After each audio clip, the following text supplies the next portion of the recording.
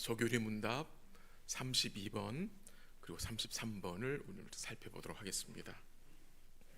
먼저 32번 제가 문제를 읽으면 여러분 답을 읽어주시기 바랍니다. 성령의 효과적인 부르심을 받은 사람은 이 세상에서 어떤 유익을 얻습니까?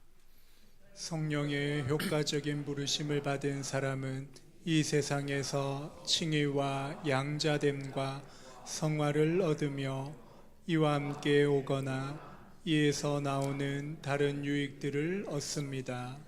33번 칭의는 무엇입니까?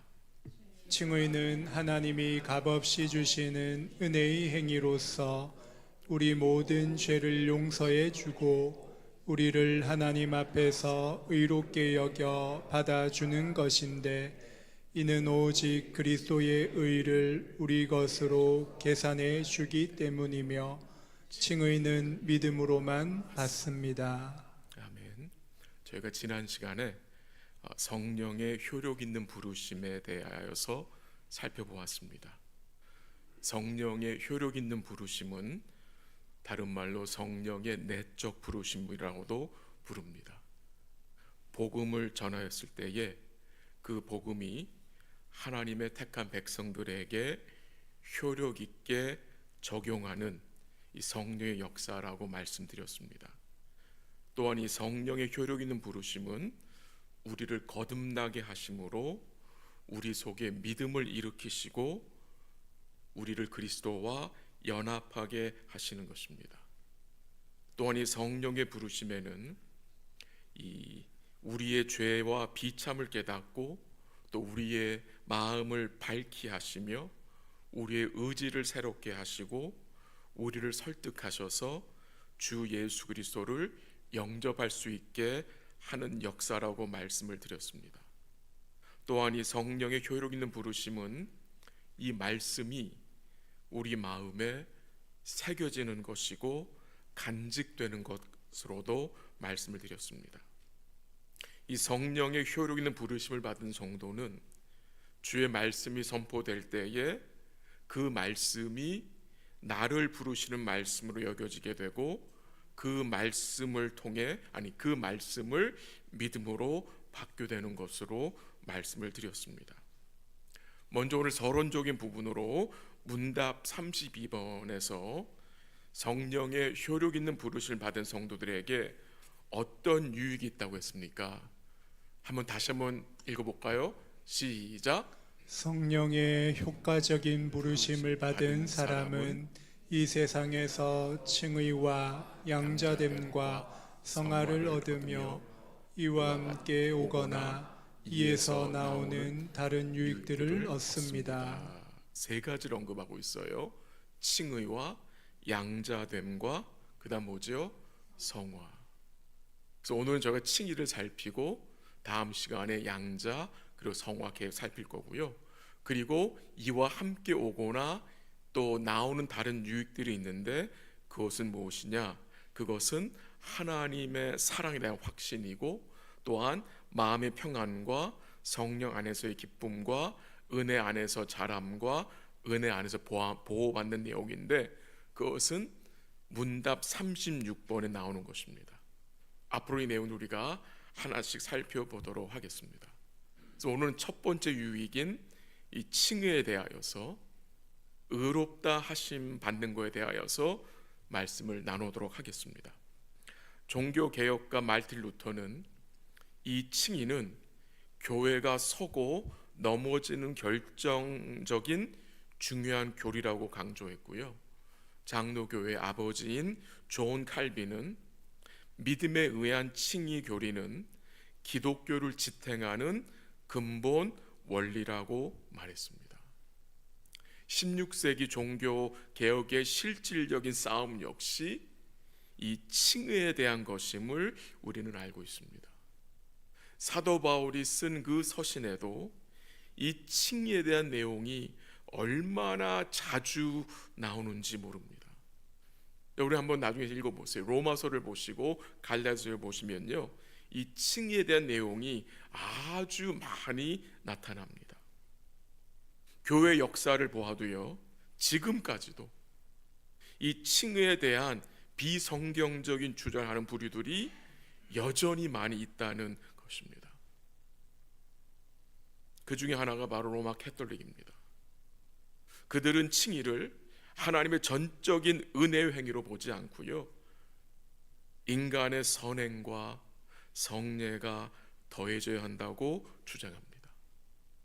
하나님의 은혜 플러스 인간의 선행과 성례가 합쳐져야 온전히 칭의를 받을 수 있다라고 주장하는데 반복음적인 가르침입니다.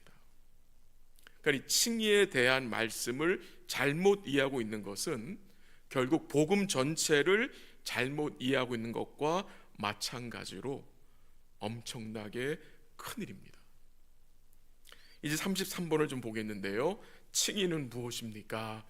다시 한번 읽을게요. 시작. 칭의는 하나님의 값없이 주시는 은혜의 행위로서 우리 모든 죄를 용서해 주고 우리를 하나님 앞에서 의롭게 여겨 받아주는 것인데, 이는 오직 그리스도의 의를 우리 것으로 계산해 주기 때문이며 칭의는 믿음으로만 받습니다. 이 부분을 제가 좀 요약을 해드릴게요. 좀 풀어서 말씀을 드리면, 칭의의 정의는 무엇이냐? 맨 윗줄에 나오죠. 칭의는 하나님이 값없이 주시는 은혜의 행위다. 그 은혜의 행위에 뭐가 포함되어 있습니까?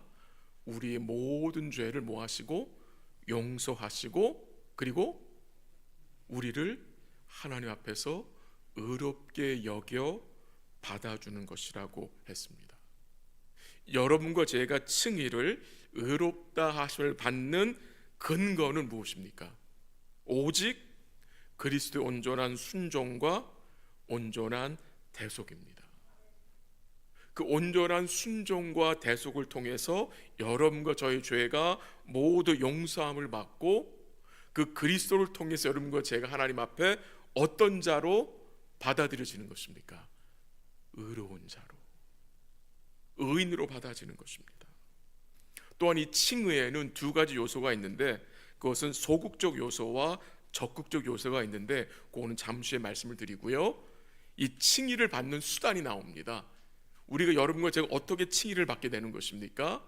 거기 33번 맨 마지막에 뭐라고 나왔어요? 칭의는 믿음으로만 받습니다. 오직 믿음으로 여러분과 제가 의롭다 칭함을 받게 되는 것입니다. 요 내용들을 좀 하나씩 제가 살펴보겠는데요. 첫 번째로 칭의는 하나님이 값없이 주시는 은혜의 행위입니다. 칭의도 그렇고 양자됨도 그렇고 성화도 그렇고 모두 하나님이 값없이 은혜로, 하나님이 값없이 주시는 은혜의 행위입니다. 이 칭의가 하나님이 값없이 주신 은혜 행위라는 말씀의 의미가 무엇입니까? 이 은혜의 역사들이 여러분과 저의 행위나 결단에 근거하지 않고 하나님의 행위에 근거한다는 말입니다. 성경은 증거합니다. 율법의 행위로는 하나님 앞에서 의롭다함을 받을 육체가 있다? 없다? 없다. 어느 정도 없어요? 하나도 없어요. 확인해 볼까요? 갈라디아서 2장 16절 다 같이 시작. 사람이 의롭게 되는 것은 율법의 행위로 말미암음이 아니요 오직 예수 그리스도를 믿음으로 말미암는 줄 알므로 우리도 그리스도 예수를 믿나니, 이는 우리가 율법의 행위로서가 아니고 그리스도를 믿음으로써 의롭다함을 얻으려 함이라. 율법의 행위로서는 의롭다함을 얻을 육체가 없느니라. 거기 맨 마지막에 나오죠. 율법의 행위로서는 의롭다함을 얻을 육체가 없다. 없습니다. 우리의 의로운 행위는 단 한 가지의 죄도 없앨 수 있습니까? 없습니까? 없애지 못합니다. 우리의 선한 행위는 단 하나의 죄도 없앨 수가 없습니다. 우리의 죄에 대하여서는 사망으로 그 죄의 대가를 지불해야 합니다. 로마서 6장 23절 보면은 죄의 싹은 사망이라고 했습니다. 이 죄에 대하여 지불해야 하는 그 대가가 뭐예요? 사망입니다. 예를 들어 볼게요. 은행에 들어가서 돈을 훔친 절도범이 그 훔친 돈으로 여러 사람을 도와줍니다. 그러면 그 사람의 죄가 조금 작아질 수 있습니까? 그 훔친 돈으로 다른 사람을 도와줬다고 그 사람의 죄가 무마될 수 있습니까? 없죠. 없죠. 근데 우리 머릿속에는 내가 선을 행하면 죄의 대가가 줄어들 수 있다고 착각합니다. 착각합니다. 근데 그럴 수 없습니다. 우리의 선행으로는 단 하나의 죄도 해결할 수가 없습니다. 죄의 대가는 사망입니다. 그 죄의 대가를 죄 없으신 주님이 대신 지불하셨기 때문에 여러분과 제가 죄 사함을 받게 되는 것입니다. 두 번째로 칭의는 그리스도의 의가 우리에게 전가되는 것입니다. 그리스도의 온전한 의가, 근데 그 그리스도 어떻게 의를 획득하셨죠? 온전한 순종과 온전한 대속을 통해서 온전한 의를 그리스도 획득하셨는데 그 의가 우리에게 어떻게 돼요? 믿음으로 전가된 거예요. 우리에게 주신 거예요. 그래서 여러분과 제가 심판과 정죄로부터 자유함을 얻을 수 있고 영원한 구원에 참여할 수 있게 된 것입니다. 근데 이 전가는 상호적이에요. 뮤추어예요. 뮤추어. 그리스도는 우리의 죄를 전가 받으셔서 십자가에서 우리를 대신하여 죽으셨고, 우리는 그리스도의 의를 전가 받아서 여러분과 제가 하나님 앞에 의인으로 여김을 받게 된 것입니다. 근데 여러분과 제가 하나님 앞에 의롭다 하심을 받은 거에는 좀 두 가지 요소가 포함이 됩니다. 소극적 요소와 적극적 요소. 좀 표현이 어려운데 좀 제가 말씀을 설명드려 보겠습니다. 이 소극적 요소라는 것은 이런 것입니다. 그리스도가 우리의 죄를 대신하여 죽으심으로 우리 모든 죄가 용서받은 것. 우리의 모든 죄라는 것은 우리의 과거와 현재와 미래의 모든 죄에 대한 죄값을 주님이 지불하셨다는 것입니다. 이 내용은 여러분 제가 알고 있는 내용이죠. 또 이 내용은 복음의 핵심적인 내용입니다.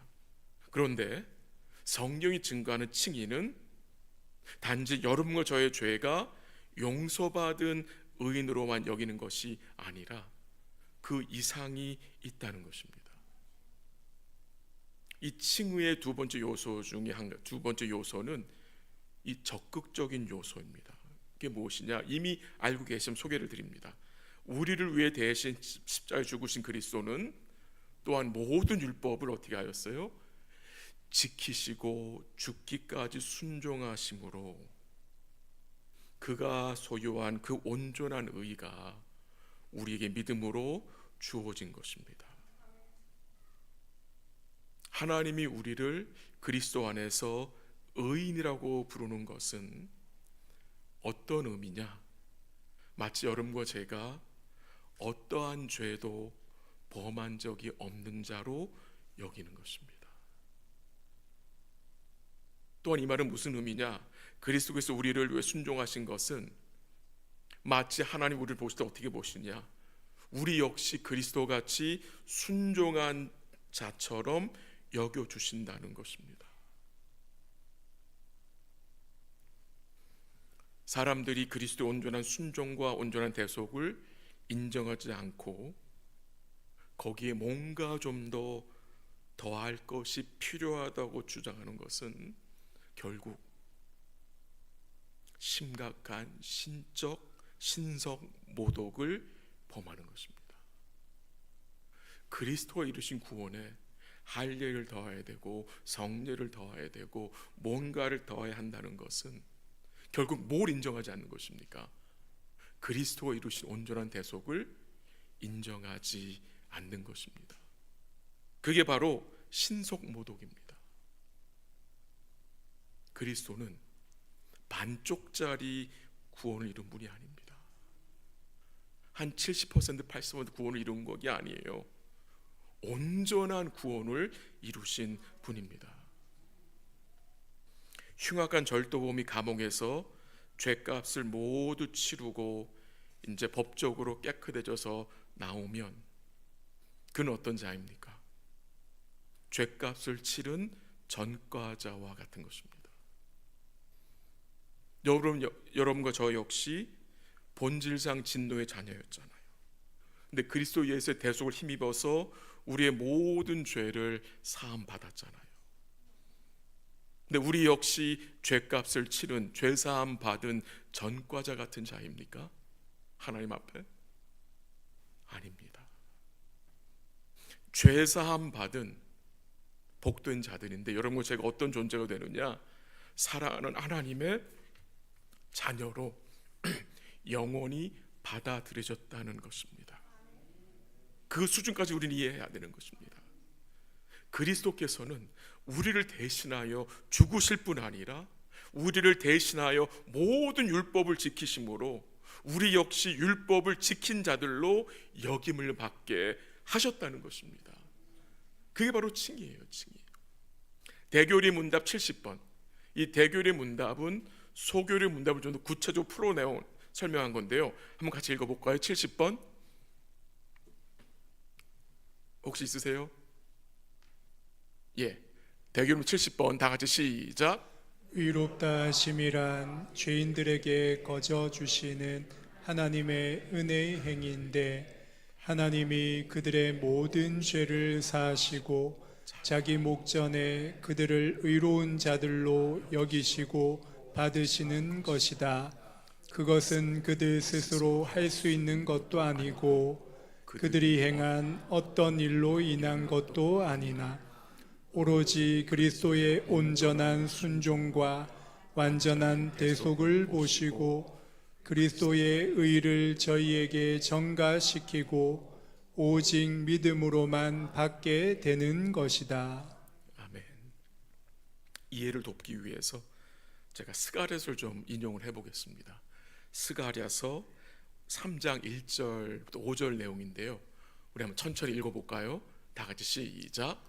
대제사장 여호수아는 여호와의 천사 앞에 섰고 사탄은 그의 오른쪽에 서서 그를 대적하는 것을 여호와께서 내게 보이시느니라. 예, 잠깐만요. 지금 이 1절의 내용이 천상의 모습입니다. 그 천상의 모습을 하나님이 스가랴 선지자에게 보여주셨는데 누가 있어요? 대제사장 여호수아가 나와요. 여호와 천사 앞에 서 있고 또 거기 누가 있어요? 사단이 있어요. 또 거기 누가 계시냐? 여호와께서 계셨어요. 2절 가볼게요. 시작. 여호와께서 사단에게 이르시되 사단아 여호와께서 너를 책망하노라. 예루살렘을 택한 여호와께서 너를 책망하노라. 이는 불에서 꺼낸 그슬린 나무가 아니냐 하실 때에 3절. 여호수아가 더러운 옷을 입고 천사 앞에 서 있는지라. 4절. 여호와께서 자기 앞에 선 자들에게 명령하사 그 더러운 옷을 벗기라 하시고 또 여호수아에게 이르시되 내가 내 죄악을 제거하여 버렸으니 내게 아름다운 옷을 입히리라 하시기로 5절. 내게 말하되 정결한 관을 그의 머리에 씌우소서 하매 곧 정결한 관을 그 머리에 씌우며 옷을 입히고 여호와의 천사는 곁에 섰더라. 아멘. 조금 내용이 복잡한데 좀 더 설명을 드릴게요. 1절 한번 다시 한번 띄워주세요. 1절. 지금 대제사장 여호수아가 여호와 앞에 서 있어요. 거기 여호와의 천사도 있고 사단도 있는데 사단이 서서 대제사장 여호수아를 뭐 합니까? 대적합니다. 대적해요. 뭐라고 대적을 하느냐? 여호수아는 대제사장이 될 자격이 없다. 옷이 더럽다. 라는 식으로 대적을 합니다. 그 대적하는 사단을 여호와께서 어떻게 하세요? 2절 보세요. 2절 책망하시죠. 2번씩이나 책망하세요. 그러면서 여호와께서 대제사장 여호수아에 대해서 뭐라고 말씀하세요? 이는 불에서 꺼낸 그슬린 나무가 아니냐라고 말씀을 하세요. 여호와께서 대제사장 여호수아를 뭐라고 표현하셨어요? 불에서 꺼낸 그슬린 나무. 비유인데 뭘 말하는 겁니까? 불에서 바벨론 포로 생활에서 그 고통 중에 꺼낸 돌아온 그슬린 나무로 표현을 했습니다. 그러니까 이 사단은 여호수아가 볼품없다는 거예요. 대제사장 같지 않다는 거예요. 거기에 대해서 여호와께서 책망하시고, 여호와께서 이 대제사장 여호수아에 무슨 일을 행하십니까? 한번 살펴볼까요? 4절 한번 가보세요. 4절 다 같이 시작. 여호와께서 자기 앞에 선 자들에게 명령하사 그 더러운 옷을 벗기라 하시고, 또 여호수아에게 이르시되 내가 내 죄악을 제거하여 버렸으니 내게 아름다운 옷을 입히리라 하시기로. 아멘. 두 가지를 말씀하시죠. 이 여호수아에게 뭐하라? 더러운 옷을 벗기라. 그리고 두 번째는 뭡니까? 입히라. 더러운 옷을 벗기는 것은 내 죄악을 제거했다는 말씀과 연결이 되고요, 아름다운 옷을 입히라고 말씀하세요. 특이한 점은 옷을 벗어라가 아니에요. 옷을 입어라가 아니에요. 벗기라, 입히라. 수동태예요. 여호수아가 직접 옷을 벗는 게 아니에요. 여호수아가 스스로 옷을 끼워 입는 게 아니에요. 누군가 그것을, 더러운 옷을 벗겨주셔야 돼요. 누군가 아름다운 옷을 입혀주셔야 돼요. 누가 하신 일입니까? 그리스도가 하실 일 아닙니까? 우리의 죄의 옷을 벗기시고 우리에게 의의 옷을 입히시는 거, 이게 바로 칭이거든요. 죄의 옷을 벗긴 거 소극적인 것이고요, 의의 옷을 입히신 거 적극적인 요소입니다. 칭의를 잘 설명하는 말씀 같습니다. 그래서 이사야서 61장 10절에 보면은 이렇게 증거가 됩니다. 그가 구원의 옷을 내게 입히시며 의의 겉옷을 내게 더하심이라 라는 말씀이 나와요. 구원이 무엇이냐? 우리의 더러운 죄의 옷을 주님이 벗기시고 아름다운 의의 옷을, 구원의 옷을 입히신 거예요. 그래서 여러분과 제가 하나님 앞에 설 수 있는 거 아닙니까? 이 의의 옷이 없으면 여러분이 설 수 있습니까? 서지 못합니다. 벗겨주시고 입혀주신 거예요. 내가 입어서, 내가 벗어서가 아니라 그가 벗겨주셨고 그가 입혀주셨다는 거예요. 이게 바로 구원의 은혜인 거예요. 우리가 때로는 드라마를 보고 영화를 보면 이 검사들이 얼마나 사람들의 범죄 사실을 디테일하게 조사해서 드러내고 찾아내고 밝힙니까? 하물며 모든 것을 아시는, 모든 것을 보시는 하나님은 오늘 우리 마음속에 얼마나 많은 이 죄의 문제가 있는 것을 보고 계시겠습니까? 그렇게 걸어가신 하나님 앞에 누가 감히 의롭다함을 받아 설 수 있겠습니까? 죄의 옷을 벗기시고 의의 옷을 입히시는 분만 설 수 있는 거예요. 예수 그리스도의 세속의 은혜와 그 온전히 순종하심을 믿는 성도는 하나님 앞에 영원히 의로운 자로 여김받고 그 앞에 설 수 있는 것입니다. 여러분과 제가 의롭다 칭함을 받는 것은 하나님이 우리가 예수 믿은 후에 이렇게 좀 지켜보다가 괜찮다 싶을 때, 그래 너 의롭다 하시는 게 아닙니다. 많은 사람 그 가르침을 주장하는데 그거는 잘못된 가르침입니다. 유보적 칭의가 아닙니다. 기다렸다가 하는 거 봐서 의롭다가 아닙니다. 예수의 온전한 대속과 순종을 믿는 자는 그 믿는 그 순간에 영혼의 의롭다 칭함을 받는 것입니다.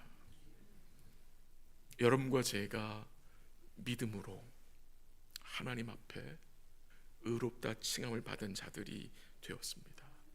한번 다시 확인할까요? 로마서 3장 24절 다 같이 시작. 그리스도 예수 안에 있는 속량으로 말미암아 하나님의 은혜로 값없이 의롭다 하심을 얻은 자 되었느니라. 28절 그러므로 사람이 의롭다 하심을 얻는 것은 율법의 행위에 있지 않고 믿음으로 되는 줄 우리가 인정하노라. 아멘. 마지막 30절 할례자도 믿음으로 말미암아 또한 무할례자도 믿음으로 말미암아 의롭다 하실 하나님은 한 분이시니라. 아멘. 여러분과 제가 믿음으로 의롭다 하심을 받았습니다.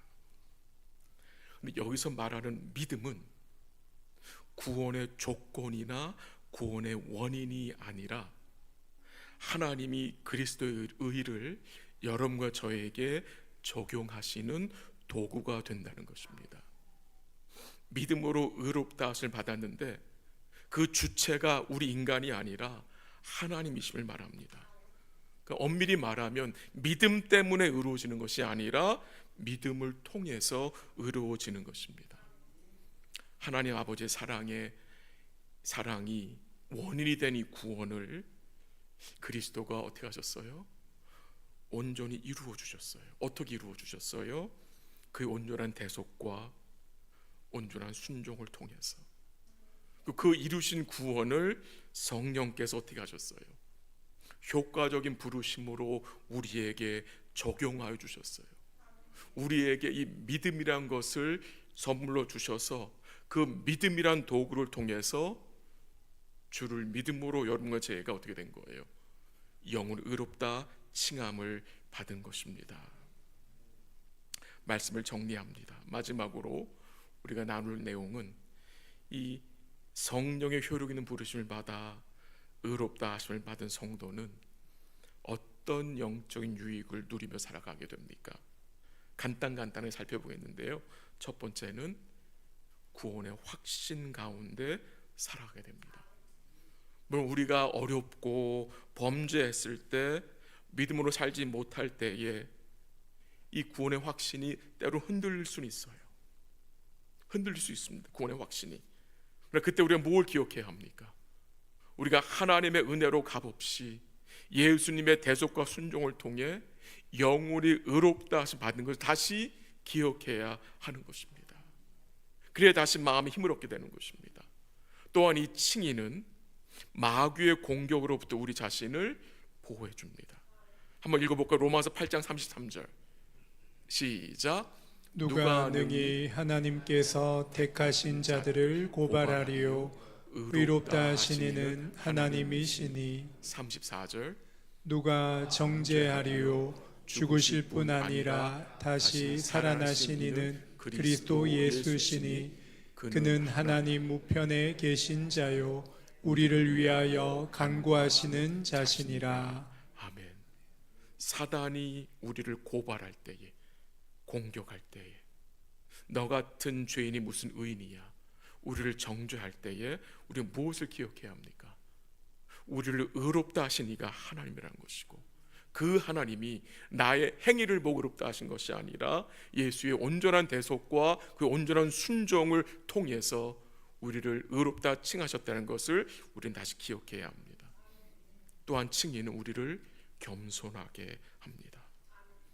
이 칭의에 대한 말씀을 깨닫게 되면 될수록 우리에게는 자랑할 것이 없음을 인정하게 됩니다. 그게 무슨 말입니까? 자랑할 것이 없다. 모든 것 주의 은혜임을 깊이 인식하게 되는 것입니다. 여러분, 그게 겸손인 것입니다. 겸손은 모든 것이 하나님의 은혜였다는 것을 인정하는 것이 겸손인 거예요. 그 사실이 인정이 되면 자랑거리가 딱 그치게 되는 거예요. 다 은혜였기 때문에. 마지막으로는 이 칭의에 대한 말씀 우리가 바로 알고 확신하게 되면 우리 마음속에 하나님께 진심으로 감사할 수 있습니다. 참 예배자로 설 수 있습니다. 강 건너 불구경하듯 예배를 대하는 것이 아니라, 예배의 구경꾼으로 와 있는 것이 아니라, 우리 영혼 깊은 데서 주를 향한 감사와 찬송이 올라오게 되는 이 은혜를 우리가 누리게 된다는 것입니다. 이 칭의의 말씀을 바로 믿고 확신한 성도 마음속에는 매일 삶 속에서 말씀과 기도 가운데 주님과 교제하며 그 교제 가운데 임하는 은혜를 누리며 그 은혜 속에서 여러분과 제가 어떻게 됩니까? 우리 주님을 닮아가는 이 변화의 삶을 우리가 누리고 또 은혜를 받게 되는 복된 삶이 되는 것입니다. 이런 복된 삶이 되시기를 주의 이름으로 간절히 기도합니다. 같이 한번 기도하겠습니다.